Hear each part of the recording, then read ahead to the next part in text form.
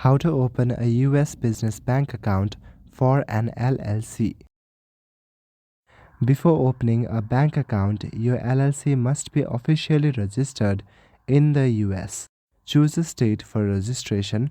Fill the articles of organization with the state's Secretary of State office. Then you will need to pay the required state filing fees, after which you will need to obtain an employer identification number. A US business bank will almost always require an EIN. You can get this number for free from the IRS online. You can go to the website by simply typing irs.gov.